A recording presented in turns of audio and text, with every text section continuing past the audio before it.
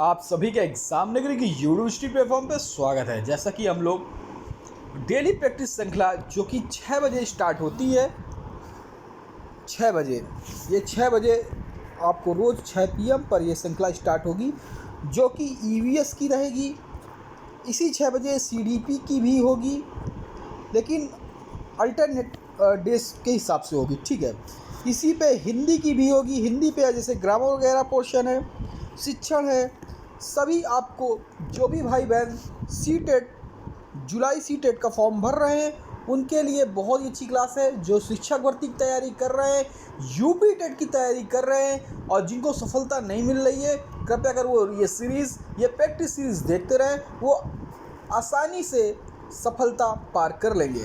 आशा है आप सभी भाई बहन जो चैनल पे नए हैं वो भाई बहन चैनल को सब्सक्राइब कर बेल आइकन दबा दें, जिससे आपको 6 बजे वाली क्लास की सूचना मिल जाया करे और नोटिफिकेशन हमारे एग्ज़ाम नगरी का आप तक पहुंच सके।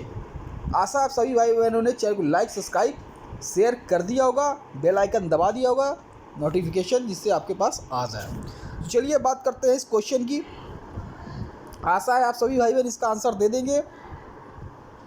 कमेंट बॉक्स में देखिएगा, क्योंकि देखिए कल हमने 16 तक क्वेश्चन किए थे और कुछ टेक्निकल कारण खाली 16 तक हुए थे और बाकी क्वेश्चन बच गए थे। बाकी क्वेश्चन हम आज कर रहे हैं, ठीक है। तो चलिए इसका आंसर दीजिए। सतत एवं व्यापक मूल्यांकन, सतत एवं व्यापक मूल्यांकन एक तकनीकी है। तो इसका आप आंसर बताइए, ए सत्र मूल्यांकन होगा या अर्धवार्षिक मूल्यांकन होगा या निदानात्मक मूल्यांकन होगा या इकाई मूल्यांकन होगा। ABCD में आप इसका 17वें का आंसर जरूर दे दीजिए। कमेंट बॉक्स पे आप कमेंट कर दीजिए कि 17 का ABC कौन सा आंसर होगा। ये आप कमेंट बॉक्स में कमेंट कर सकते हैं। तो देखिए इसका जो राइट आंसर है, तो सत्र, देखिए सतत अगर व्यापक मूल्यांकन का एक तकनीकी देखें तो सत्र मूल्यांकन नहीं हुआ। सत्र मतलब हर सत्र पे। अर्धवार्षिक नहीं होगा, हाफ ईयरली नहीं होगा। जो भी अगर इसकी नए मूल्यांकन नई तकनीकी होगा वो निदानात्मक, उसका निदान करना, बालक का निदान करना, ठीक है। जैसे कि हम किसी को समझाते हैं इसे, तो निदान सबसे अच्छा मूल्यांकन होता है किसी चीज़ को, उसकी जड़ को ख़त्म करना, ठीक है। मतलब उसको निदान करना, जो उसको प्रॉब्लम हो रही हो। इसका राइट आंसर C हो जाएगा। आपने क्या इसका आंसर दिया था ज़रूर कमेंट बॉक्स में बताइएगा। देखिए एक अच्छे परीक्षण की कौन सी विशेषता नहीं है, एक अच्छे परीक्षण की कौन सी विशेषता नहीं है। एक वैधता, दूसरा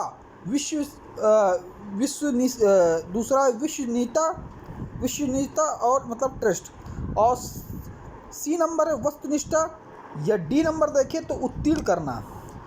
तो इसमें पूछे नहीं को जरूर ध्यान में लिखिए, क्या एक अच्छे परीक्षण की कौन सी विशेषता नहीं है।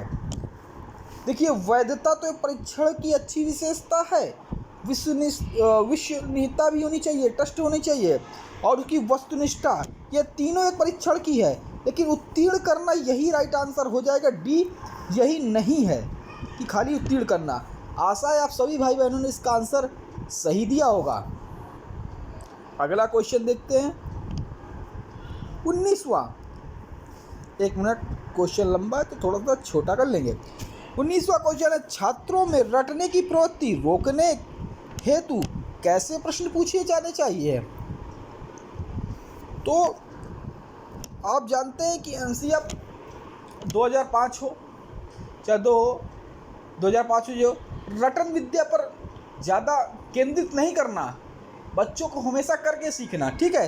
तो रटन विद्या पर नहीं करना, लेकिन आपको बताना रटने की प्रवृत्ति रोकने के लिए कैसे प्रश्न पूछे जाने चाहिए। ए वस्तुनिष्ठ, लघुत्तरी, दीर्घोत्तरी, निबंधात्मक। तो आप जानते हैं कि निबंधात्मक तो बहुत बड़ा हो जाएगा, इस पर रटने की प्रवृत्ति ज़्यादा बढ़ती है। दीर्घ उत्तरी क्वेश्चन इसमें भी बढ़ती है, लघुत्तरी शॉर्ट होती इसमें बढ़ती है, लेकिन जो वस्तुनिष्ठ क्वेश्चन होते हैं इसमें रटने की प्रवृत्ति नहीं बढ़ती है, इसमें एक छोटा सा आंसर होता है, ठीक है। तो यही है रटने की प्रवृत्ति रोकने के लिए ऐसे प्रश्न पूछे चाहिए वस्तुनिष्ठ, जिसका एक सरल जवाब में इसका आंसर मिल जाए। आशा आप सभी भाई बहनों को समझ में आ रहा होगा। अभी मैं कह रहा हूँ जो भी नए भाई बहन हैं चैनल को लाइक सब्सक्राइब बेल आइकन दबाइए, जिससे इनको सूचनाएं मिलती रहे जो भी क्लास हो। देखिए 20वां क्वेश्चन है, पौधे के विभिन्न भागों के शिक्षण हेतु आवश्यक है। पौधे के विभिन्न भागों के शिक्षण हेतु आवश्यक है। तो जो अगर हमें पौधे के विभिन्न भागों को दर्शाना है तो क्या शिक्षण के लिए क्या आवश्यक है? पाठ्य पुस्तक, पौधों का अवलोकन या श्यामपट्ट या पौधों का चित्र। तो देखिए मैं आपको बता देता हूँ कि देखिए किसी चीज़ का अगर पौधे का विभिन्न भागों को हेतु शिक्षण तो अगर आवश्यक होना हो तो पाठ्य पुस्तक उतना जरूरी नहीं है, श्यामपट्ट भी इतना जरूरी नहीं, चित्र जितना हम एक उसको पौधों को दिखाएं और उसका अवलोकन कराएं, उसको हम बच्चों को सभी को ले जाएं, क्योंकि हमारा ईवीएस ये भी कहता है कि उसको हम बाहरी दुनिया से जोड़ें। अगर हम कहीं जा रहे हैं जो ज्ञान है उसको बाहरी दुनिया से जोड़ें, तो अगर हम जा रहे हैं तो पेड़ पौधे हैं उनको अवलोकन कराएं, उनके बारे में अगर स्पष्ट वो पेड़ सामने है तो उसके बारे में छात्र खुद उत्साहित होगा, पूछेगा और उसके आप जवाब दे देंगे। इसका राइट आंसर हो जाएगा पौधे का अवलोकन। आपने क्या आंसर लगाया ज़रूर बताइएगा। सबसे पहले जो भी भाई बहन है चैनल पे लाइक शेयर जरूर कर दे, लाइक ज़रूर कर दे, सब्सक्राइब ज़रूर कर ले। चलिए 21वां बताइए, लड़के लड़कियों की अपेक्षा अधिक बुद्धिमान होते हैं, यह कथन है?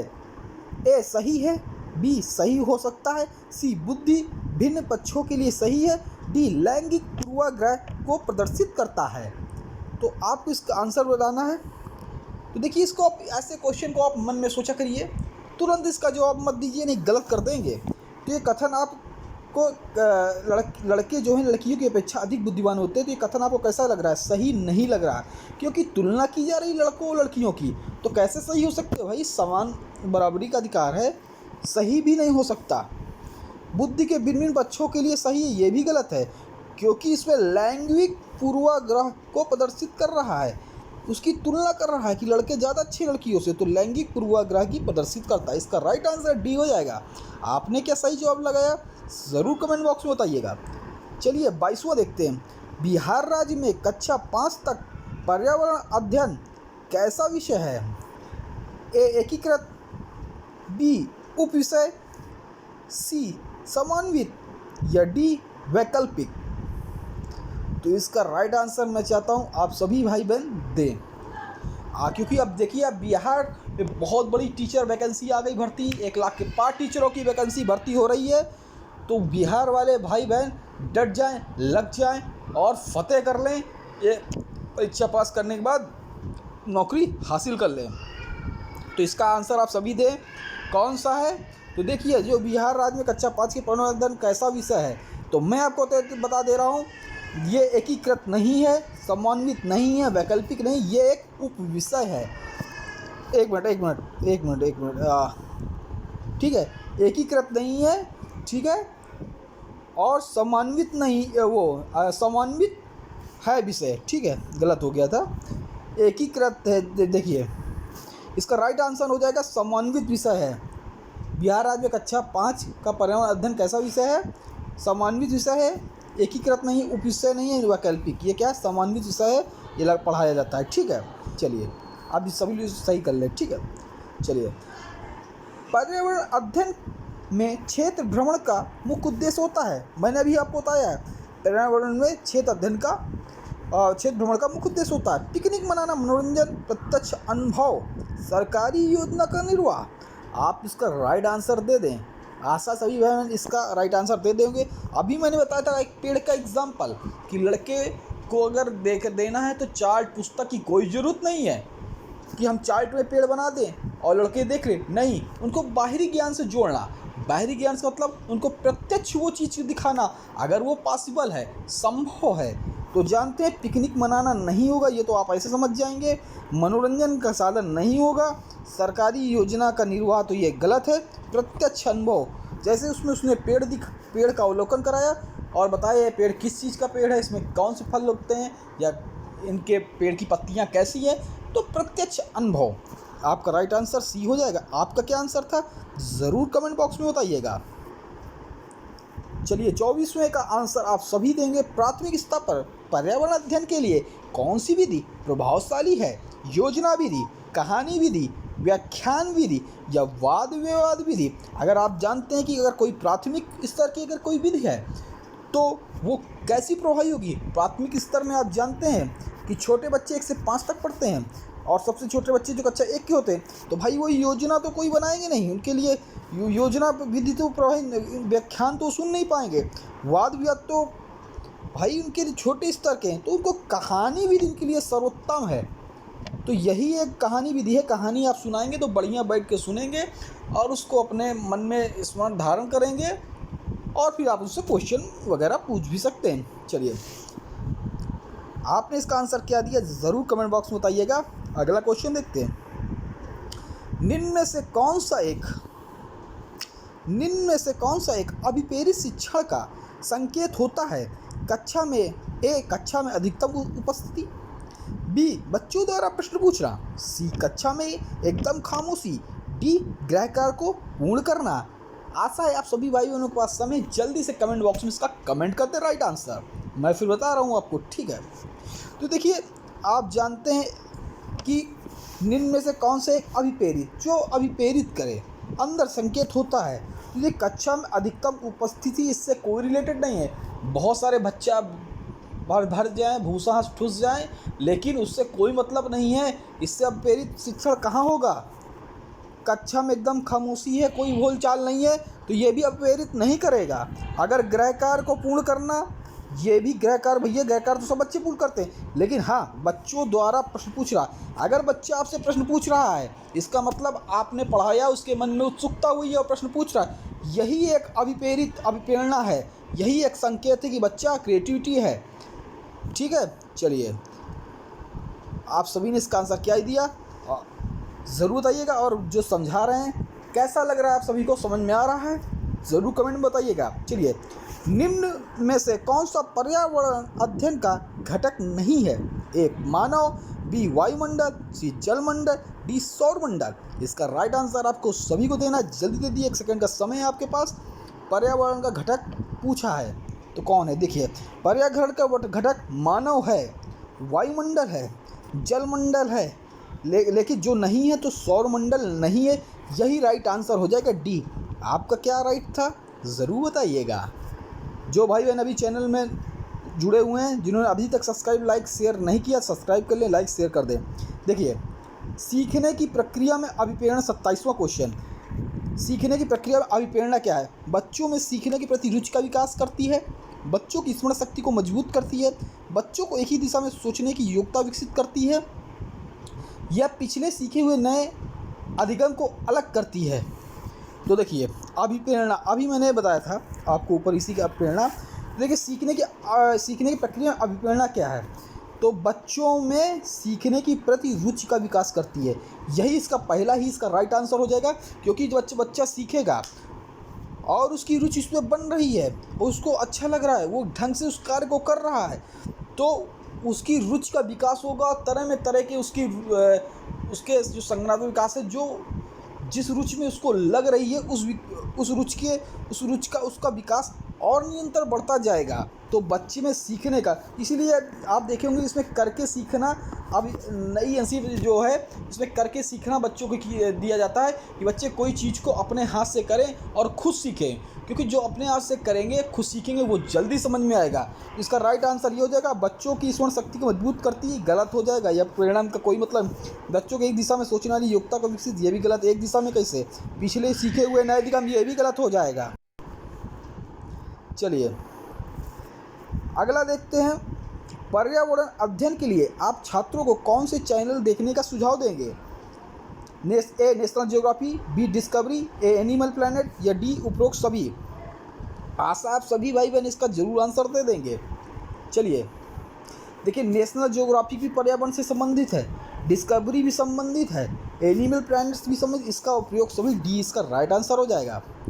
आप सभी में मेरे ख्याल से यही आंसर दिए होंगे। चलिए, ये बिहार राज्य की पेपर है, इसलिए मैंने बिहार से रिलेटेड भी क्वेश्चन रखे हैं। जो बच्चे बिहार राज्य से भी रिलेटेड है, उनके भी तैयारी सीटेट के साथ साथ इसकी भी होती है, शिक्षक भर्ती की। तो चलिए, बिहार राज्य हेतु पर्यावरण अध्ययन के शिक्षण के लिए प्राथमिक स्तर पर पाठ्यक्रम का निर्माण किसने किया है। एनसीईआरटी, एनसीटीई, एससीईआरटी या एमएचआरडी। तो देखिए जो बिहार राज्य राज्य हेतु पर्यावरण अध्ययन के शिक्षण के प्राथमिक स्तर पाठ्यक्रम का निर्माण किसने किया, तो आप जानते हैं जो निर्माण जो करेगा वो SCERT करेगा। ठीक है, इसका राइट आंसर सी हो जाएगा। आपने क्या लगाया था ज़रूर बताइएगा। चलिए तीसरा क्वेश्चन, लास्ट क्वेश्चन, छोटा कर लेते हैं, बड़ा क्वेश्चन है। चलिए, बीज अंकुरण की अवधारणा को पढ़ाने का सबसे प्रभावी तरीका है अंकुरित बीजों की फोटो दिखाना, बोर्ड पर चित्र बनाते हुए अंकुरण के चरणों को प्रदर्शित करना, कक्षा में अंकुरित बीजों को दिखाना, अंकुरण करने की प्रक्रिया को स्पष्ट करना, बीज बोने अंकुरण के विभिन्न चरणों का अवलोकन करने, उनका चित्र बनाने गतिविधियों को बच्चों को निष्पादित करने के लिए कहना। इसका राइट आंसर आप सभी दें तो ज़्यादा अच्छा होगा। तो मैं बार बार कह रहा हूँ करके सीखना, इससे पहले भी मैंने बताया करके सीखना सबसे बढ़िया विकल्प होता है। इसमें देखिए कौन सा सबसे है, तो देखिए ये भी नहीं सही है, ये भी नहीं सही है, कक्षा में अंकुरित बीजों को ये भी देखिए, बीज बोने अंकुरण विभिन्न चरणों का अवलोकन करने, जैसे था ना पेड़ का अवलोकन करना, बाहरी दुनिया जोड़ना, तो वो बीज बोएंगे, उनके विभिन्न चरणों का अवलोकन करेंगे तथा उनका चित्र बनाने की गतिविधियों और बच्चों को निष्पादित करने के लिए कहना। इसमें सभी 1-2 ऑप्शन इसमें भी आ गए, इसलिए डी सर्वोत्तम आंसर इसका यही सही हो जाएगा। आशा आप भाई बहनों को ये क्लास अच्छी लगी होगी। जिन्होंने इसकी पूरी क्लास नहीं देखी तो कल इसकी क्लास चली थी, रोज़ टाइमिंग इसकी 6 बजे है, 6 बजे शाम को रोज़ क्लास चलेगी, चाहे CDP हो, चाहे हिंदी हो, चाहे EVS हो, चाहे मैथ हो, सभी क्लासें आपको यहीं पे प्रोवाइड हुई, चाहे करंट अफेयर की हो, मतलब GS GK की सभी क्लासें आपको मिलेंगी। चाहे आप बिहार शिक्षक भर्ती के देख रहे हो, CTET जुलाई 2030 का दे रहे हो, UP टेट का दे रहा हूँ, या अन्य शिक्षक भर्ती दे रहा हूँ, सभी क्लासें आपको यहीं मिलेगी। जय हिंद, जय भारत, धन्यवाद। चैनल को जो भी भाई बहन है अभी तक सब्सक्राइब नहीं, सब्सक्राइब का बेल आइकन दबा दें। जय हिंद भारत।